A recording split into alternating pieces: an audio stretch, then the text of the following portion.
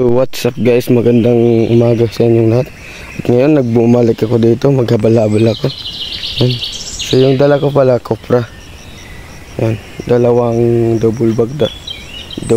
Tapos yung ibang palay, upland rice. Yan, ito pa lang yung nakarating. Nung kahapon, marami kong dalang upland rice. Ibibenta sa bayan. Sa bayan ng Tarangnan. So yun pa. So marami pa yan dun sa barangay nila. Dun sa barangay marami pa dun, puntahan lang. So ayun, unahin ko muna to bago ko puntahan yun, kasi para maibenta din yung kopra ni Mano Carling.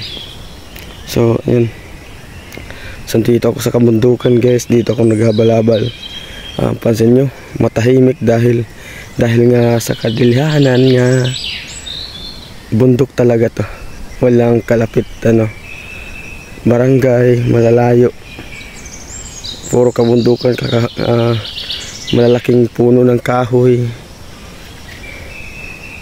Yan. Literal talaga na gubat yan, kagubatan. Diba? Kita yung kalsada na yan. Kasi yan, papunta yan doon sa amin para magbenta ng kopra. Kita nyo naman, bundok talaga. Ganito yung hangin dito, fresh na fresh yung hangin dito eh. Hindi kagaya sa mga may highway.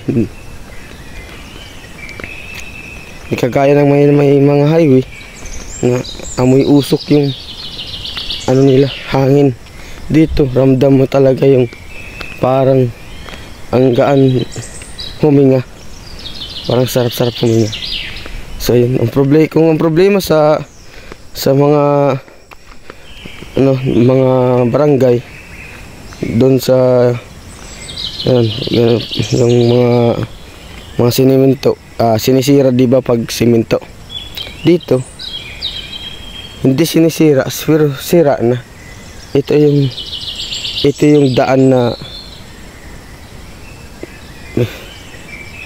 papaayos talaga kung mayroon lang nag-aayos nito, magpapaayos nito.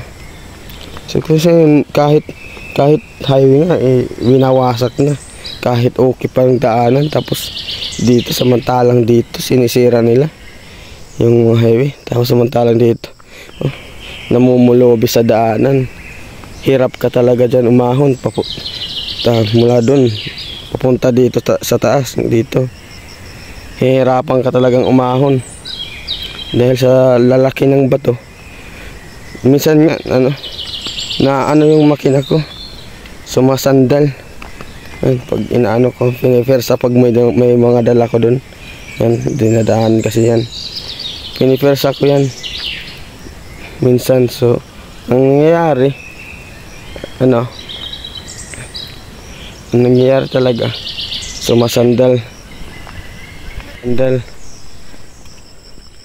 Kahit okay sana kung yung papaayos yung ginagasto nila sa pagwawasak ng kalsada, kahit okay pa naman, maayos pa man daanan, tapos sinisira na, di ba? May gastos na dun, wala pa yung ayos, di ba?